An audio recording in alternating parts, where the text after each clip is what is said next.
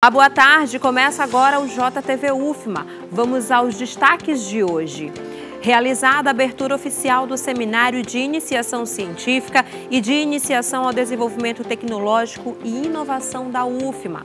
Força Aérea Brasileira adia lançamento do primeiro foguete comercial do Brasil. Maranhão pode gerar 1.000 novas vagas de emprego até dezembro. E você vai ver um balanço da COP30. É agora no JTV UFMA.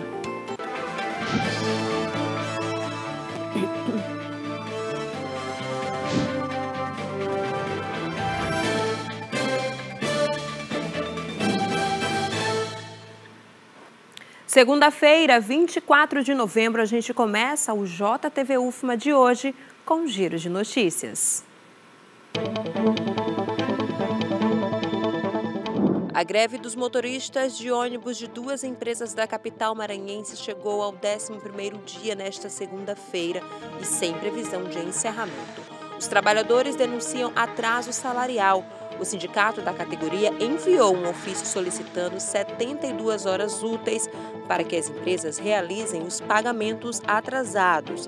Caso contrário, será iniciada uma greve geral na próxima quarta-feira. Um homem embriagado foi preso em flagrante por lesão corporal na madrugada deste domingo, após agredir a esposa Imperatriz. O filho do casal registrou um vídeo e encaminhou as imagens à polícia pedindo socorro. O agressor teria obrigado a mulher a ingerir bebida alcoólica, além de agredi-la com tapas no rosto. Em Balsas, mãe e filho morreram após a colisão entre uma moto e uma caminhonete. De acordo com testemunhas, o motorista do utilitário teria abandonado o veículo e fugido em outro carro. A mãe, identificada como Carol Freitas, não resistiu e morreu no local. O filho, Benjamin, de 9 anos, chegou a ser levado para o hospital, mas também não resistiu.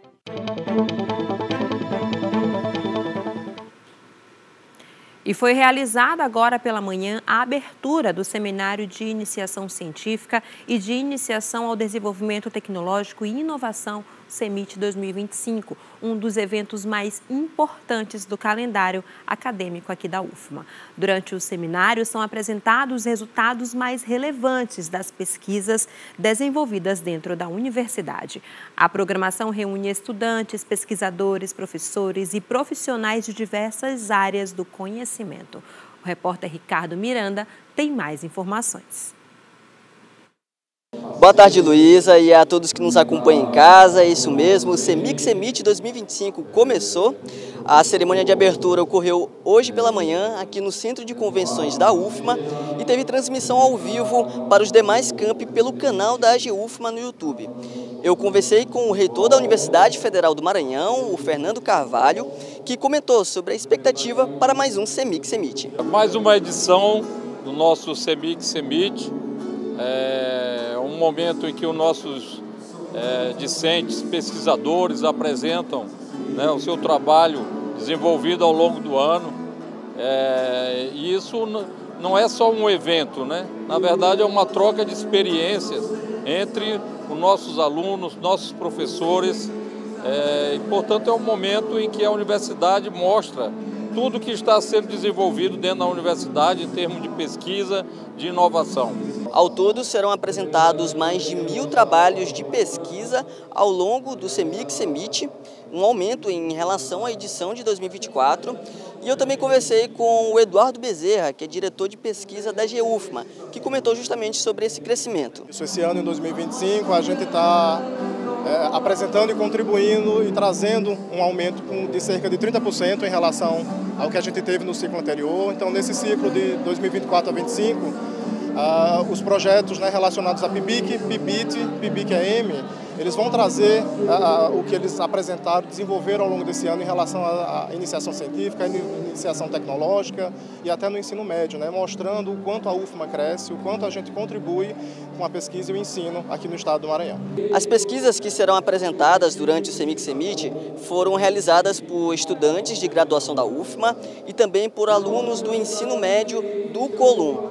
Eu conversei com a estudante de Química, Ângela Souza, que desenvolveu uma pesquisa que investiga a eficácia de plantas da flora maranhense para o tratamento de câncer. Eu, como uma mulher e como uma pesquisadora, eu vejo a importância do CEMIC, porque ele inclui as mulheres na ciência, inclui as mulheres na pesquisa. Não só mulheres, mas todos os graduandos que tenham vontade de fazer parte de um laboratório, parte de um lugar de pesquisa, né? Ele vai conseguir ali desenvolver métodos, desenvolver oratória, ainda mais com o CEMIC, que é a apresentação dessas pesquisas que a gente faz no laboratório. Ou seja, o laboratório ele abre portas para a gente chegar lá e aprender métodos de pesquisa e também abre portas para a gente aprender a oratória, aprender a se apresentar em público, né? Que é muito importante também para a nossa carreira. Só reforçando, o CEMIC CEMIT 2025 segue até esta sexta-feira, dia 28. A apresentação dos trabalhos de pesquisa começa hoje à tarde, aqui no Centro de Convenções, no campus Bacanga, e nos demais campi ao longo da semana. O evento é gratuito e aberto a toda a comunidade que tem aí a curiosidade, né, de conhecer o trabalho que é desenvolvido aqui na academia. Essas são as informações, eu volto com você. Obrigada, Ricardo. É uma ótima oportunidade mesmo, como você bem destacou, para quem quer conhecer aí os resultados das pesquisas desenvolvidas por nossa universidade. E o primeiro lançamento comercial de um foguete a partir do solo brasileiro foi adiado, segundo informou a Força Aérea Brasileira. O foguete sul-coreano partiria do centro de lançamento de Alcântara e levaria 2 nanosatélites desenvolvidos pela UFMA. A nova data prevista para a operação é 17 de dezembro. O adiamento ocorreu por questões técnicas identificadas durante os testes finais de verificação. Segundo a FAB, ajustes adicionais foram necessários para garantir total segurança e precisão nos sistemas do foguete. O foguete segue uma série rigorosa de normas de segurança e a primeira etapa da operação foi realizada no dia 10 de novembro. Esta é a primeira vez que um foguete comercial será lançado do Brasil, um marco que coloca o país no cenário internacional do setor espacial e amplia as oportunidades para o mercado de lançamentos. A operação envolve cerca de 400 profissionais, sendo 300 deles militares.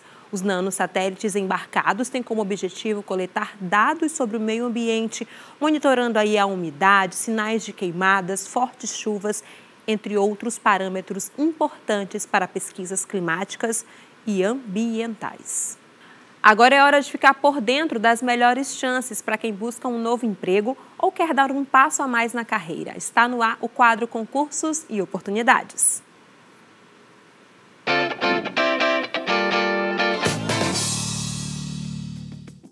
O Instituto Brasileiro de Geografia e Estatística, IBGE, abriu inscrições para o processo seletivo simplificado com 9.580 vagas temporárias de nível médio.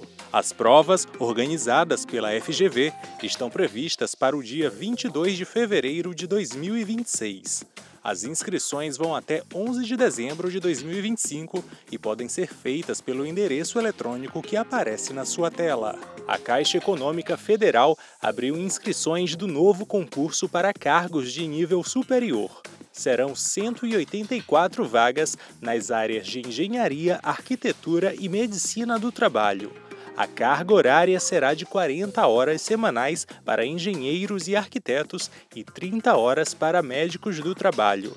As provas estão marcadas para o dia 1º de fevereiro de 2026 e as inscrições podem ser feitas pelo site da Fundação Sesgran Rio. A Prefeitura Municipal de Caxias reabriu as inscrições para o concurso público com vagas para diversos níveis de formação. Ao todo, são ofertadas 804 vagas em cargos variados. As inscrições podem ser realizadas até 24 de novembro pelo site do Instituto Legatus. Para mais informações, basta apontar a câmera do celular para o QR Code que aparece no seu vídeo. E com a aproximação das festas de fim de ano, o comércio se movimenta para atender a maior procura dos consumidores. E se as vendas aumentam, aumenta também a necessidade de mão de obra. Um levantamento da FEComércio mostra que o Maranhão deve gerar mais de 1.000 novas vagas temporárias até dezembro. Final de ano é hora de ir às compras. Tô querendo comprar uma televisão, né? E essa aqui tá comprando roupa. Já para toda a família? Toda a família. Roupa, calçado, dar os presentes para os filhos e estamos pesquisando os preços, né? A procura pelo presente ideal agrada a família e também movimenta as engrenagens da economia. Datas comemorativas como o Dia das Crianças, Natal e Ano Novo influenciam nas vendas de final de ano e também no mercado de trabalho. Um levantamento da FEComércio aponta que o Maranhão deve gerar 1.049 novos postos temporários de trabalho entre outubro e dezembro de 2025. O balanço apresenta estabilidade, ainda que o número seja menor em relação ao mesmo período de 2024. Uma possibilidade muito grande desse aumento da confiança para o último trimestre. Eles estão vendo, puxado pelas datas comemorativas, que essa economia ela vai se movimentar muito mais agora para o último trimestre, principalmente quando a gente traz o Natal, que é a melhor data para o comércio, né, do ano inteiro. Então, alguns empresários, cerca de 75%, apontam por meio da pesquisa que tem intenção de fazer essa contratação para o último trimestre. A pesquisa revela que só em São Luís a previsão é de 583 novas vagas. As oportunidades estão principalmente em empresas com mais de 50 funcionários e nos setores de bens semiduráveis e não duráveis. Nesse cenário, lojas de roupas e calçados aumentam o quadro de colaboradores. A partir do momento que as pessoas estão mais empregadas, essa economia ela vai se movimentar um pouco mais e as pessoas estarão mais dispostas a comprar mais nesses períodos específicos também. A gente também consegue verificar, né, por meio de uma outra pesquisa que está havendo esse melhoramento dessa capacidade de pagamento das famílias. Nataliane e Jamile são novatas na empresa. Chance de aprender e ajudar nas contas de casa. Está sendo ótimo, porque eu nunca tinha trabalhado com outras pessoas. Na outra loja eu trabalhava sozinha, aí nessa eu estou tendo uma experiência com outras meninas, estão me ajudando muito. Claro, ganhar experiência, né? Mais experiência para nós que estamos questão de buscar, né? Como ainda sou novata, né, na empresa, e buscar melhorar também, né? Com certeza. E também continuar, né? Sim, esperar uma contratação, com certeza. No final das contas, o objetivo é gerar renda, combater o endividamento e aumentar o poder de compra dos consumidores. As pessoas elas estão com o orçamento mais livre para realizar essas compras e para se organizar também de forma, né, bem consciente para comprar agora no final do ano, porque são diversas datas que acabam ficando muito próximas uma da outra. E a gente vai para um rápido intervalo e na volta você acompanha um balanço sobre a COP30.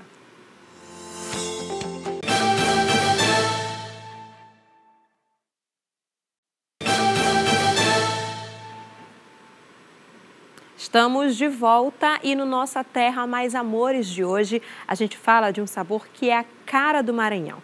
A farinha faz parte do jeito de ser do maranhense e segue presente na rotina, nas receitas e na memória de muita gente. Na nossa reportagem especial você vai acompanhar de perto como esse produto tão tradicional da nossa culinária ganha vida, do cultivo da mandioca à torra, que deixa a farinha prontinha para o consumo. Um trabalho que movimenta centenas de famílias na zona rural de São Luís e que mantém viva uma das nossas maiores tradições.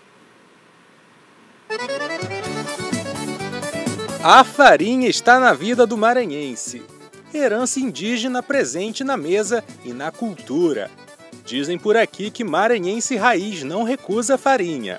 Ai, farinha com camarão, jussara. Camarão, jussara. E eu fui uma menina que nasci em Rosário, então lá eles faziam a farinha, sabe? A gente comia às vezes farinha ainda no pandu, ainda com chibé, com camarão, e é uma delícia. Aí eu como com ovo, como com mocotó, com pirão, como pura mesmo, com café, eu como com água, que o pessoal chama, agora eu esqueci, mas a gente bota água, bota açúcar, chibel. A gente come com chibel. Uma tradição que vem do campo e percorre um longo caminho até chegar no prato.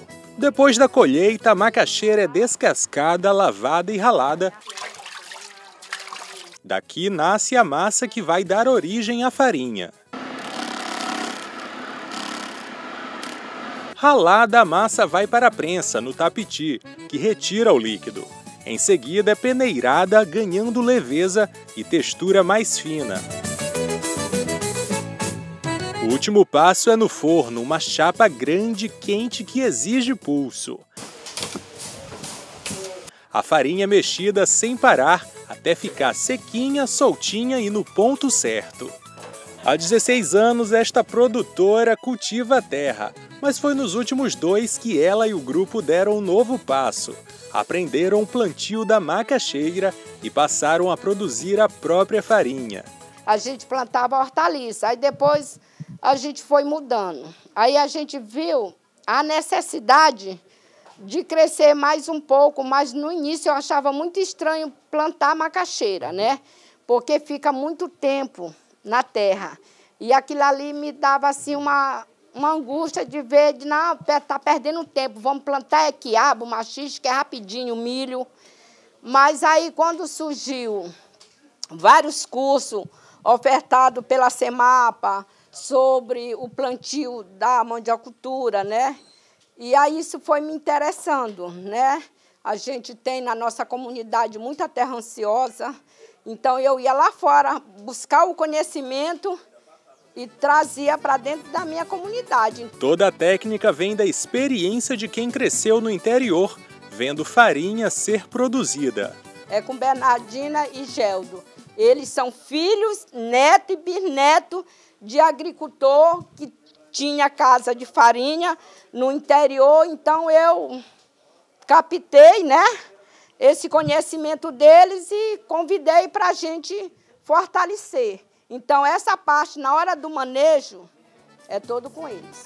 Até a escolha da macaxeira faz diferença para se ter uma boa farinha. Você botar uma raiz de qualidade, porque como ela cresce na terra, quando a gente arranca, que vai de cascar, que se ela tiver manchada, tiver dura, a gente descarta, tá? A gente só bota mesmo para que fique uma farinha de qualidade, viu? E a torra, que é a parte deles, que eles sabem o ponto exato de que a farinha está no ponto. A cor amarelada não é por acaso. Ela vem de um ingrediente natural que realça o sabor e ajuda na digestão. Então, ela é tingida com o corante natural do açafrão, porque o açafrão ele tem vários benefícios à saúde, é um anti-inflamatório, tá? Para aquelas pessoas que não podem comer farinha, que se sente cheio, que às vezes o médico proíbe, porque está diabético, não pode ele comer na farinha da macaxeira com açafrão, ele pode se alimentar e não vai se sentir cheio, viu? Porque dentro dela, além dela ter o corante natural, esse corante ele é um anti-inflamatório natural. Para fortalecer a produção da farinha, a Secretaria Municipal de Agricultura, Pesca e Abastecimento oferece assistência contínua aos agricultores. Então a Semapa ela promove oficinas, né? Ela tem também uma parceria com o Sebrae e leva tanto a questão das boas práticas quanto a questão da tecnologia, né? E também a gente oportuniza também até aos nossos técnicos, né? Visitas para conhecer outras tecnologias em outros estados ou em outras cidades que estão para poder replicar. Na zona rural de São Luís, mais de 500 famílias vivem da produção da mandioca e da farinha. E só em 2023, mais de 100 toneladas foram produzidas. E para celebrar esse sabor que é cultura, o Festival da Farinha, criado em 2022, valoriza quem produz, homenageia as mulheres da roça e reforça a importância da mandiocultura no Maranhão.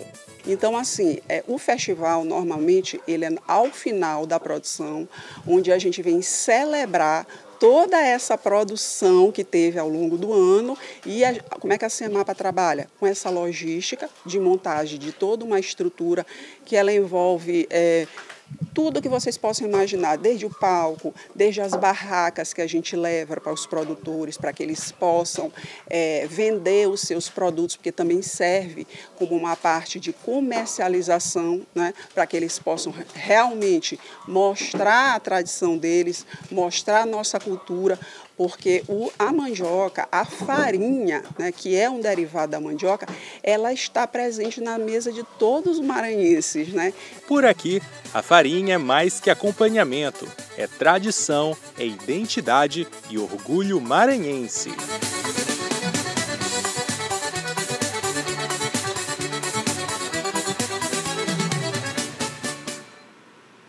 E nas últimas semanas, você viu aqui no JTV UFMA um pouco da COP30, a Conferência das Nações Unidas sobre as mudanças climáticas, pelo olhar das emissoras que compõem a Rede Nacional de Comunicação Pública e fizeram a cobertura do evento. Hoje, a gente mostra como esse encontro mundial se despediu de Belém.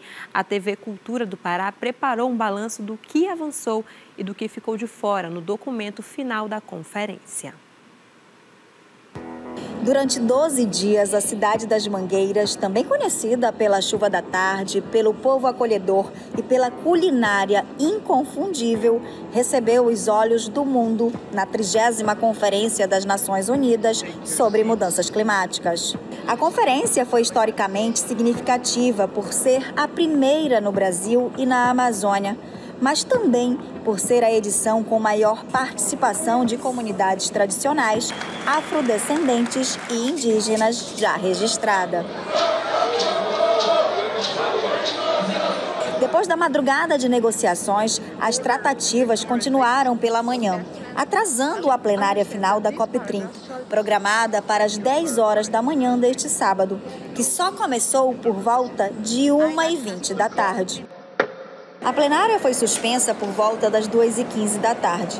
A paralisação ocorreu porque alguns países, entre eles a Colômbia, Panamá, Uruguai e Argentina, questionaram a aprovação de alguns dos itens. Depois dos questionamentos, o presidente decidiu suspender a sessão para conversar com as delegações e tentar solucionar as dúvidas sobre a aprovação dos textos. Antes da sessão ser interrompida, 8 pontos do pacote final da COP30 foram aprovados pelos países. Entre eles, o documento político central da conferência, o Mutirão, que reafirma que a transição global para um desenvolvimento de baixas emissões é irreversível e que o Acordo de Paris está funcionando, mas precisa ir mais longe e mais rápido. O texto também convoca uma mobilização global para acelerar a implementação das metas climáticas de cada país, as NDCs, lança o acelerador global de implementação e estabelece que países devem trilhar caminhos alinhados ao limite de 1,5 grau. Nós temos que acelerar a redução do uso de combustíveis fósseis. O pavilhão de ciência planetária que o embaixador André Corrêa do Lago solicitou que nós criássemos pela primeira vez na COP, preparou documentos e entregamos a todos os negociadores, dizendo para nós não passarmos de 1,7 graus, porque nós já vamos passar de 1,5. Para não passar de 1,7 e depois reduzir para 1,5, nós precisamos zerar o uso de combustíveis fósseis até 2040 e não mais do que 2045. O mapa do caminho para longe dos combustíveis fósseis, pedido pelo presidente Lula ainda na cúpula dos líderes e que teve o apoio aí de 82 países, ficou de fora do documento final da COP30. De acordo com o presidente da COP, André Corrêa do Lago, essa proposta não foi perdida, mas será apresentada à parte pelo Brasil, que deve ser trabalhada nos próximos meses em paralelo durante a presidência do Brasil até a COP31 na Turquia. A nossa cobertura especial sobre a COP30 também trouxe um olhar dos nossos estudantes de comunicação sobre o evento que terminou no último sábado. No Diário da COP, você acompanhou com a gente um pedaço da rotina dos bastidores e dos encontros que marcaram essa edição da conferência. E para fechar, a jornalista Ana Letícia Ferro preparou um balanço especial, um resumo do que mais movimentou Belém e das discussões que puxaram os olhares do mundo todo. Depois de 3 dias de negociações tensas em Belém, a primeira Conferência do Clima realizada na Amazônia finalizou com um texto que apresenta menos do que o mundo precisa. A chamada decisão Mutirão não avançou em temas urgentes como o fim dos combustíveis fósseis, também apresenta falhas pela negação dos países mais ricos de apoiar financeiramente os mais pobres nessa crise climática. Na avaliação da ministra Sônia Guajajara, a COP30 marcou por ser a maior participação indígena da história e também na inclusão do texto final da proteção aos povos e territórios como medida necessária para a contenção da crise climática. No entanto, a ministra criticou a retirada do Mapa do Caminho, que era uma solução para a extinção dos combustíveis fósseis defendida pelo governo federal. No que diz respeito à participação da sociedade civil, a avaliação dos movimentos sociais é de um afastamento da conferência oficial. Para a Ariana Gomes, da Rede de Agroecologia do Maranhão, os movimentos sociais foram ouvidos de fato na programação paralela, como Cúpula dos Povos e outros, que foram afastados da conferência oficial e das decisões reais. Diário COP30 para o JTV UFM. A gente agradece a Ana Letícia Ferri e a todos os estudantes de comunicação aqui da UFMA que colaboraram com informações importantes sobre a COP30. E você já sabe que toda segunda-feira a gente viaja pelos clássicos do cinema no Cine Sala 22.